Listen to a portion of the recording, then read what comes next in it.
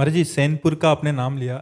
जब आप इसका अभ्यास कर रहे थे तो क्या आपके जीवन में कोई ऐसा अनुभव हुआ कि कोई संत भगवान ऐसे दर्शन प्रकट में? एक दिन हम वहाँ, बहुत गरीब स्थान है, आज भी जाके कोई देख ले, बहुत बड़ा जंगल है। अब तो कुछ थोड़ा शोभन सरकार ने निर्माण करवा दिया था, नहीं तो झोपड़ी या मिट्टी की और ऐसे लकड़ी की पटी हुई कुटिया और सांप बिछी। कितने सांप, शाम के ऐसे देखो तो फड़कारे घूम रहे, बिच्छू। वहां लोग आते नहीं, कोई घाट नहीं है, बिल्कुल गंगा के किनारे कच्चे स्थान पर, और बड़े विशाल विशाल वृक्ष जंगल है। वहां 2 रोटी और अरहर की दाल 24 घंटे में एक बार मिलती थी।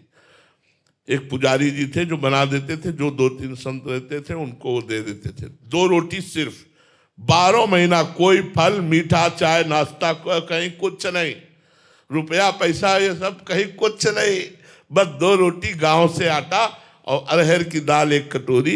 अब वो 24 घंटे में आपका जब मन होता पाओ, तो 2 बजे दिन में पाते थे। रात दिन भजन, बस गंगा किनारे बैठे रहना। कुटिया आए तो 2 रोटी और दाल पाई, और एक बारंडा कच्चा था तो उसके नीचे लेटे। आज एक विशेष आनंद था। यही लेटे, थोड़ी देर में हमारे हाथ पैर शून्य होने लगे। अब हम ना हाथ उठा सकते हैं ना पैर उठा सकते हैं, बस आंखें खुली हैं, चेतना पूरी है, शरीर शून्य है, और दिव्य सुगंध। मेरा ये क्या हो रहा है, मतलब एक अलौकिक। इतने में देखा बिल्कुल पास ही गंगा थी।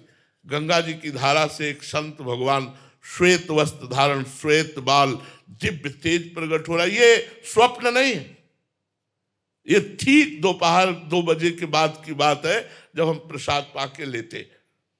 और जैसे जैसे वो नजदीक आ रहे, वैसे वैसे सुगंध, उन्हीं के श्री अंग की सुगंध पहले आई थी, सुगंध से भर गया वातावरण। नजदीक आए और सर गोद में रखा, हम वैसे जड़ एकदम है, आंख खुली है, जड़ एकदम है, ऐसे मस्तक पर हाथ फेरने लगे और एक मंत्र दिया था, एक मंत्र उच्चारण किया। बड़ी बड़ी कृपा, बड़ी कृपा, संतों की बड़ी कृपा। आज के 35-40 वर्ष गुरु नानक साहब का दर्शन गंगा किनारे हुआ। दिव्य रूप में ऐसे प्रकट हुए, एक ऐसे दुपट्टा डाले हुए थे और उसमें कुछ लिखा हुआ था, मुझे पता नहीं क्योंकि वो हमें पंजाबी का ज्ञान नहीं। एक ऐसे पट्टा सा पड़ा था और उसमें कुछ लिखा हुआ था, और बस ऐसे मुद्रा में बैठ। श्रीचंद्र जी का दर्शन हुआ। बड़े बड़े महापुरुषों का, संतों का कृपा पूर्वक दर्शन नाम के प्रताप से होता है।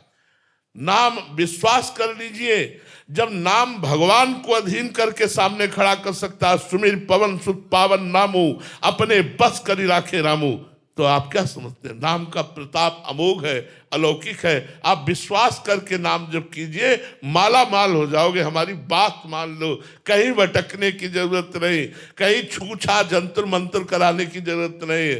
राम राम कहो, राधा राधा कहो, कृष्ण कृष्ण कहो, तुम माला माल हो जाओगे। थोड़े दिन, जब तक तुम्हारे पाप नष्ट नहीं होते, तब तक विपत्ति संकट आदि हो सकता है। आप धैर्य पूर्वक सह जाओ, आगे का मार्ग बहुत आनंदमय, बहुत आनंदमय है।